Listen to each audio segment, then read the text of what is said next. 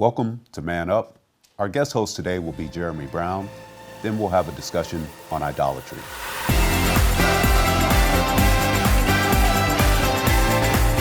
Man Up is a series that challenges men to become strong, unique, discipled followers of Jesus. Hosts Troy Ferguson, Brent Zimmerman, and Victor Thomas. Welcome to Man Up. There's a story I heard the other day.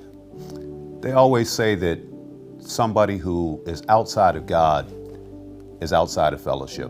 And there was a woman who, she had been out of the church for a while, but she decided to go back to the church. And she wore modest apparel and was dressed a little indecent, you might say. And some of the people in the church were looking at her and staring at her. And the pastor brought the message, and she enjoyed the message. And it was one of those churches that you go to that after the service, the pastor will greet the people on their way out the door. And he greeted the lady and he introduced himself and welcomed her. But he said to her, the next time you come, maybe you ought to pray about appropriate clothing and what you should wear to church. And the lady was a little taken aback. She was a little embarrassed. So she went home and she did. She prayed about it and she sought the Lord. And she liked the message, so she went back to the church the following week. She wore the same clothing, and she could tell that the people were annoyed by what she had on, and even the pastor, his body language seemed to be a little annoyed. After the service, once again on the way out the door, as the pastor was shaking people's hands, he stopped the lady and he said to her, I'm glad you came back, but didn't I ask you to pray about appropriate clothing and what to wear? She said, yeah, I did. And the pastor said, well, you wore the same thing that you had on last week. She said, yeah, I did. He said, well, you prayed to the Lord. What did he tell you? She said, well, the God told me he had never been to this church, so he couldn't tell me what to wear. Mic drop on that. You know, in churches nowadays, it's not about the clothing. It's not about what you wear. How do we embrace people coming to the church? I remember a story of Mahatma Gandhi. He used to read the followings of Jesus, and he decided that he wanted to go to a church and see what it was all about. And he walked into the church and got into the front row. And then an usher came and told him this section was reserved for people. He had to go to the back. And he got up and went towards the back, but kept going out the door and never went back to church again. How do we treat people when they come into our churches? Do we embrace them? Do we get up and acknowledge? If they're sitting in our seat, do we say, we're glad that you could come and worship with us this day? Think about that. In the Bible, you know, there was a reason why the angels appeared to the shepherds and not to the chief priests and the leaders of the churches. They were humble, the shepherds and the people who saw the angels. God wanted to deliver that message to people who really cared. It's not about the appearance of people. It's about that love. Are we bringing people to Jesus? That's our mission. I hope in your church you acknowledge everybody this holiday season that may be coming into your church. And have a blessed holiday. Stay tuned. We'll be right back on Man Up.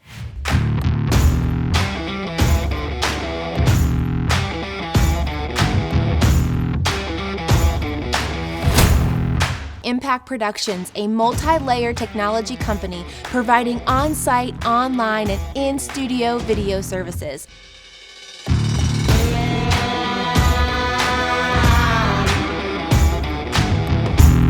Contact Impact Productions to capture your story. Welcome back. We have our brother Jeremy Brown with us today. And Jeremy, we go back, you know, we worked together at Gloria Gates Care, and you came on in about June, right? Yeah. Be the Revenue Generation Director, correct? Yeah, Director of Outreach and Enrollment, yeah. Okay. And for our audience, could you tell us a little bit about yourself? Well, so I'm kind of like LeBron James. I'm a kid from Akron, Ohio, Okay. And that's where we stopped, being the same. Yeah, he made a little bit better career in basketball than I have. So, but no, born and raised in Akron, Ohio. Just moved out here back in the 90s. But a little bit of history about me is when I was younger, I had a pretty decent childhood. My father died when I was about 8 years old. I've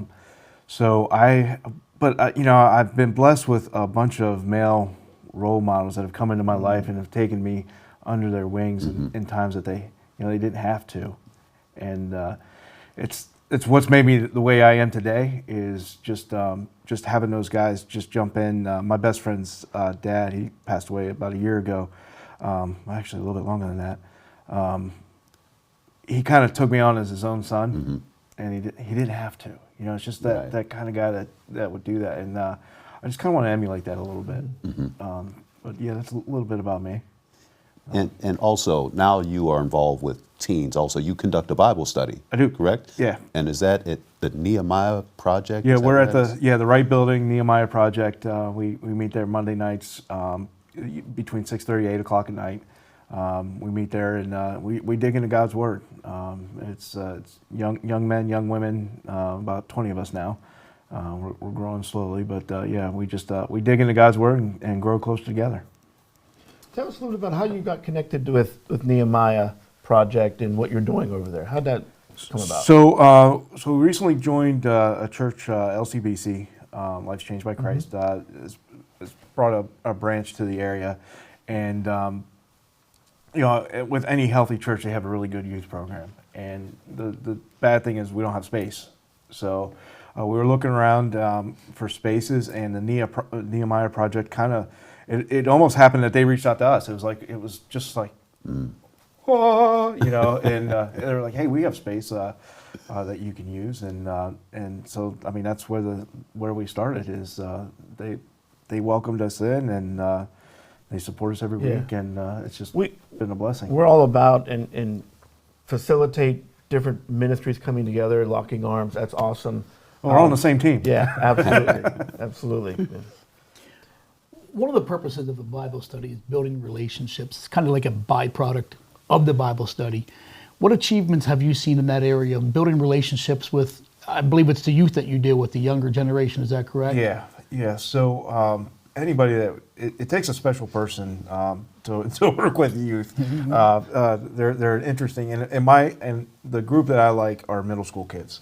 You can still put fear in them. Oh no, but they're still so honest, and they're unfiltered, and they haven't gone to high school where the pressures of everything comes into, and they have to act a certain way, and they can still kind of be kids, and you want to stretch that a little bit. Where the relationship comes in is trust, though, and my favorite Bible character is David. If I can emulate anybody, it's David, because he's messed up every possible way, right? And I can show these kids that, listen, man, it doesn't matter what you do. You have a heavenly Father that loves you, and He sent His Son to die for you. And there's no sin. There's nothing that can separate you from that. The only thing that can separate you from that is you, and that's where the relationship comes into play. Good stuff. And we see that some of the discussions, when and the rewarding part of working with that group of kids is, a lot of times you go home banging your head against the wall like you never did anything, right? Like it's just, man, I can't play one more game of dodgeball, right? But then all of a sudden you have this conversation that just either breaks your heart or explodes your heart because of the difference that you're making, and that they trust you enough to come to you with those tough situations, because our middle schoolers, man, they are going through some stuff. Yes. And it's just that's where the trust comes into play. That's where the relationship comes into play. Yeah. Sure, right on. In middle school, too, is where they get to the point where they become more impressionable. A few years, 20 years, I guess it would be now, maybe even a little bit longer. My wife and I had the honor of running a teen group, and it was amazing to see the first couple of weeks, even into the first few months, we experienced the same thing as like, where are we getting with these kids? Are we getting anywhere with them? And then all of a sudden it just seemed like an explosion took place where walls just started coming down and you got the honesty from them. They started opening up and sharing with you. So yeah, the younger generation, it does take time to cultivate that ground. And back to emulating David, I hope you don't go dancing naked in the street. Well, I mean, there was a time before. You know, Jeremy, one of the things about this show is we want to call men to step up, man up. That's why we call it that. And one of the challenges that men often have is like, I'm not equipped, I can't run a Bible study, I can't lead people, kids. Talk about some of the real world challenges in leading a Bible study that people can be encouraged and say, well, I can do this too. Because, you know, we all deal with challenges and things. Can you talk a little bit about that? Yeah, so you know, this is just my opinion, but my thing is people are starved for time, and we have a generation of kids out there that don't have their dads at home, and they don't have that positive male role model. I was blessed, like I said, my father died when I was 8 years old, but I was blessed though that men jumped in when they didn't have to, and I just challenged the men to jump in when you don't have to, and it doesn't. These guys weren't biblical scholars, you know. They weren't even. They weren't even saintly. You know what I mean. They were just guys that were willing to give their time. They said, you know what, you're valuable enough for me to spend time with you, and you know what, these guys are valuable enough for me to spend time with them. And I think we just need to emulate that. So it doesn't need. You don't need to be a biblical scholar. You know, somebody once taught me that you learn more when you teach. And if you want to learn something, teach it. That's true. And just jump in. So do you feel like you have a common bond with what you went through in your childhood? Oh, absolutely. That you can connect with some of these kids that are coming in? Do you see that a lot, like fractured homes that a lot of these kids are coming? So, So the kids that I'm going with, that I have right now, are mostly of them are church families. So most of them do have fairly stable homes. But the ones that kind of are the outskirts is the ones that I really have my heart going towards. Is, you know, they don't have that, and I can bond with those guys. Right. You know, it's I won't say it's easy because nothing's easy. Sure. But it's more comfortable when they know that, man, you're coming from the same place. Like, Right. I didn't have a dad. I understand what you're talking about. I understand when you go home at night and there's not a guy there, you know, protecting you. You don't feel that protection. I understand that, but you do have that. And it's God. And He's there, and He loves you. And that's one of the purposes also of a Bible study, that you can not only speak leadership, as Brent had said, but giving people that Christ-centered home life, that if they're lacking that they can come and it starts to build. What is it like to be a parent? And you want to instill those things, those values inside kids, like he said, when they're impressionable, that you can start to have them, that indoctrinated into them, that, yeah, life is worth living and you can live it successfully, no matter what your background, no matter how many parents were there raising you. And that's sometimes one of the things that hinders kids. They get apprehensive if they didn't come from a household where there's both mother and father in the household, that they don't always have that direction. They don't always look at things that are going to work as though things are going to work. And we see that a lot in today's society. Sure. My goal for that hour and a half of time that we spend together is that the outside world disappears. It all becomes about the kids and us. My prayer every time before we start is that we grow closer to each other and closer to God.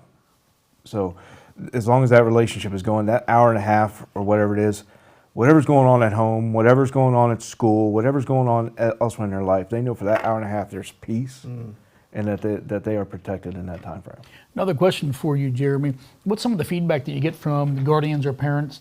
What are they seeing in their children or anything of that nature where it's a positive feedback that you're hearing back from them? So this week, we kind of try to mirror what the schools are doing. So when there's that when there's a school call off or there's no schools, we don't meet, just to make sure that it's somewhat, you know, continuous. And the response that I got back for not having it last Monday was tremendous. Like, they were like, "Man, I can't believe we're not doing it." So I was like, "Okay, maybe we should do it." You know, but you know, that's always the good thing, is that they desire to be there. They missed it. They missed it, right? But what about the parents that are involved? Are you hearing, hey, I was so glad my son or my daughter got involved with this. I could see the progress in their life. Yeah. I mean, well, that's one of the things, was the parents were coming to me. Like, oh, gotcha. Okay. Yeah, they were like upset that their kids were upset. I'm sorry, you know, no. Okay. No, it's really good that you know, the parents are very supportive and helpful, and they want to jump in. but you also want to give them, time to. Yeah. Yeah. How long have you been doing this over there? With Nehemiah, we just started there. I want to say we've been there about 8 months now. Okay. But I've been in youth ministry for probably 15 years. Okay. So you've seen, maybe not in this Bible study in particular, but you've seen some of the kids that you're pouring into and you think there's nothing happening. Years later, I know I was a youth pastor, and I know the kids that I poured into, and I thought, man, they're not getting this at all. But years later, they would come back to me and say how much they appreciated my time, my attention, all that stuff. So you've experienced that, maybe not yet with this group, but you have experienced that. Oh yeah, that's when your heart explodes. Yeah. They're like, man, I hope you're still doing this with my kids. And I'm like, man, I can't believe I'm that old. You have kids. That's good stuff. That might be a good place for us to pay the bills. Hey, Jeremy, would you mind sticking around for the next segment? Yeah, absolutely. Okay. Absolutely. We'll be right back on Man Up. This segment is brought to you by Harry's Construction, whose motto is, if you can dream it, we can create it.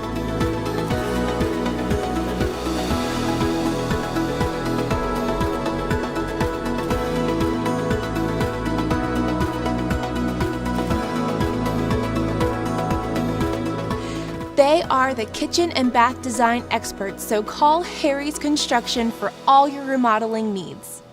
Welcome back. Brent, I believe you had a follow-up question that you wanted to ask Jeremy. Sure. So, Jeremy, is this open to other teens?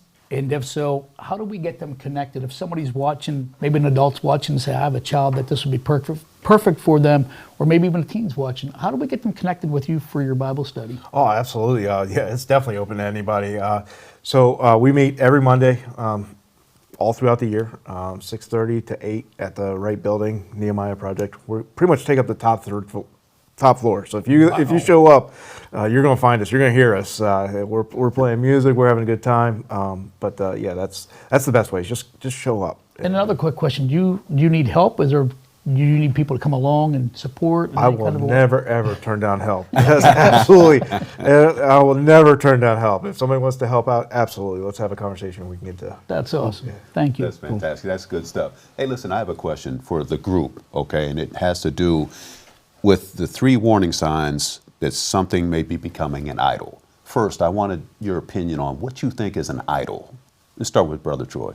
Well, I would say in the simplest form, anything or person that we put in front of God. Mm-hmm. I look at that as an idol. So it can be television, it can be our phone, it can be our job. Anything that I put in front of God can become an idol. Jeremy, did you have I mean, that's the definition there. Is anything you put in front of God, I think, is an idol, except for my phone. Brent, how about you? Yeah, this has been a year for me of 2024 as actually researching my heart and saying, God, what are idols in my life? Like, what are these things? And throughout the year, God's just been peeling back the layers. And there was a time where it was, oh my goodness, 1 o'clock, Steelers are coming on. I heard me eat dinner. I'm out with friends. That, in a sense, can be very easily become an idol. And you got to be cautious of these things. And I don't want to overplay this or oversay it in the sense of you're an extremist. I love the Steelers. I get that. I do. I enjoy the Steeler games too as well. But I also try to bring balance to okay, I'm out with friends. This thing needs to be time with them. Sure. Not rushing home. Not trying to get out of church early to go watch TV and that can be with anything. Yeah. What are you rushing to do? Where are you rushing to go? What is it? Is it tied up with that puts it before the Lord? Because your number one focus should be on the Lord. Your daily walk, your prayer, your reading the Word, and walking with the Lord daily. Not just hey, God, I got you on Sunday. I'll catch up with you a little bit on Wednesday. See you again next Sunday. We should be walking daily with the Lord and ask the Lord, man, what is an idol in my life? Sure. Where do I draw the line with that? God will gladly show you. Sure. Because when you look at idolatry, we know that there's some people who want to escape from things, and that may be the thing they go to escape from, maybe alcohol or some type of drug, that it becomes their idol. So you're pointing out a good thing also, that there are good things that can disrupt that relationship with God, it's not always the sins and the bad things. It's anything that's going to interrupt, or something you go to answer those questions for you. When you have a problem, Right on. are you going to this instead of going? Because they say, you know, bartenders always hear about people's problems, and people will go to the alcohol, people will go to the drugs to solve those problems. But you pointed out something about the good. Anybody else about something good that may separate you away from God? Well, I think you can.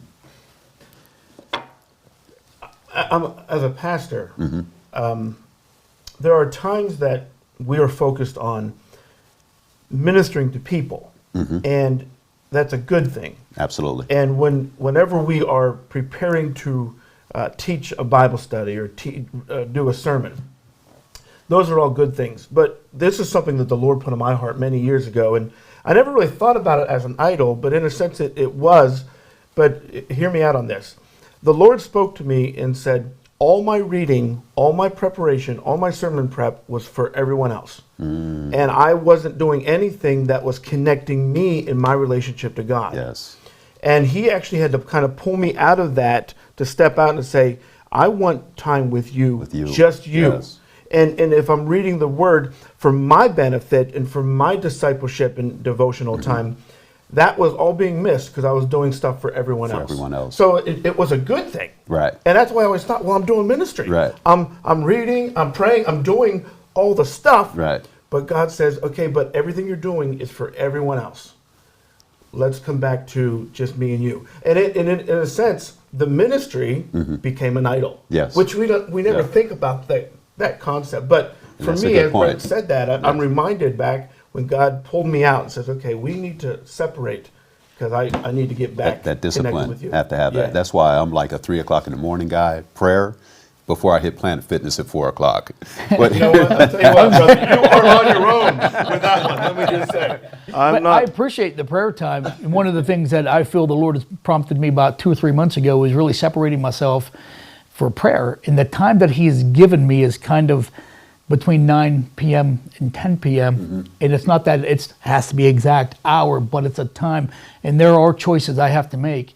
You know, I do enjoy Monday Night Football. I enjoy college football. I enjoy certain shows with my wife, but it's like I have to be able to say, okay, God, because I don't want these things to be idols in my life. I'm serving you, and this is the time that you've called me to spend time with you. And it's not necessarily that I have to have an hour of prayer, but it's an hour of spending time in the presence of God, rather than just saying, waking up in the morning and doing your prayers and God, cover my family, do this for me today, open up the doors. You know, it's a time where just saying, God, just saturate me. I want to hear from you. There you go. You know, and it becomes a struggle with the flesh, because there's a time where you just got to say, God, I know you called me to do this and I got to do this. And sometimes, to be honest with you, it seems like the most boring hour of my day, and it seems very painstaking, but I got to keep pressing through and thinking, you know, then the more you do it, the more you start feeling the presence of God, and the more that hour gets easier and easier. yeah. I have a list. here. Did you want to respond to that? I have a No, list. it's good. Of 3. It's not an exhaustive list, but here's 3 warning signs that something may be becoming an idol. The first one, where do I turn when I'm in need? The second one, am I willing to sin in order to acquire or keep this thing? And the last one, are my emotions in relationship to this thing heightened? So starting with the first one, where do I turn when I'm in need? Bring it back to Jeremy. Oh, wow. Thanks for that. Where do I turn when I'm in need? Wow. So, you know, what I'm supposed to say is I turn to God, right? Absolutely, absolutely. That's what we're all supposed to say. But unfortunately, that's not always the case. Sometimes sometimes we turn to ourselves, and that, I think, is you know, I can do this. I can dig myself out of this thing. Right. You know, I don't need anybody's help. And I think that's what we as men, we want to be able to do, and it's very weak. It takes more strength to go to God and be like, man, I can't do this thing on my own. Yeah. And that's where I go. That's where I do is I go into myself, and unfortunately that usually fails. Yeah. Anybody else want to bootstrap on that? Sure, yeah. Where do you turn to? I know there's plenty of times where, in a quick, fast, and a hurry, because we live in a society where everything's instant. We want an instant answer as well. So it's easy for me to text Troy, call Troy, Pastor Jim, whoever, give me an answer to this, help me out with this or that. So we got to be mindful of that too. Yes, they are our pastors. Yes, they are our shepherds. And there are things that we do need to connect with them and speak to them about. And it's just like you said, we are kind of hypocritical in the sense, because we do all these things. Okay, God, I didn't get the answer that I should have asked or got that I felt was godly answer, so let me go to God now. Right. And we need to really analyze that process and get back to, hey, God, what's up with you first? Yeah. Let me put Pastor Troy on the hot seat with the next question. Am I willing to sin in order to acquire or keep this thing? Remember the rich man, the rich young man that went to Jesus, and what should I do? He didn't want to give up those things. Yeah. What do you feel about what should I do in order to sin to keep these things or acquire? Yeah, okay, the easy answer, like he said, well, we give it up. That's of course, that's what we should say. But the reality of it is, when we're in a situation and we've maybe invested time into something and poured our hearts into it, and then if God says you need to be removed from that, sure. There's a sacrifice that has to come with this. And I think that we have to be willing to say, God, I'm giving up everything for you. Absolutely. And say that and mean it. And then when the time comes, say, okay, there's a few situations in my life, there was something that I loved that I had, but God says, I want you to release that. And I had to say, okay, God, I don't want to, but I will. And I saw God bless in the midst of that, whenever. So I would say that that's just something that as we get closer to God, we have to say, I will be intentional in that realm. Got about 20 seconds. Last opinion. Last opinion is, it's easy for us to tell somebody else what they're doing wrong, or, hey, I have a conviction of this. This is what God has shown me. And the normal response back to that is, well, that's what God showed you. He didn't tell me, but just, I always like to share my convictions. I do, because I feel I want to bless somebody else. I want to lead somebody else into the freedom that I have. That's good stuff. The old clock on the wall says that's about all. So it's about time to go. Thank you for coming. Thank you for having me, man. Appreciate That's awesome. buddy. I appreciate it. Thank you for tuning in today for Man Up. Join us next week. When it's time for a new roof, Champion Roofing is your best choice. We're a certified award-winning roofing contractor, meaning your roof is done right the first time. Call today. Champion Roofing, we're the solution. Next time on Man Up, we'll have Kelly Ferguson with us, and we'll discuss a present father. I truly, truly love what I do with these women and their hearts and their openness. They're willing to just dive in and share things that are hard. And so I really appreciate that about them. We do Bible studies, we do different trips with them. We love to connect. All that and more next time on Man Up.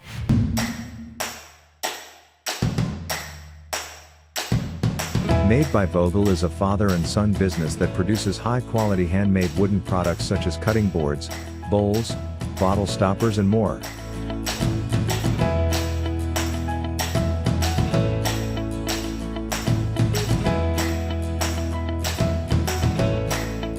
Products for sale can be found on their Etsy site or in downtown Altoona at the Clay Cup. You can't go wrong buying from Made by Vogel.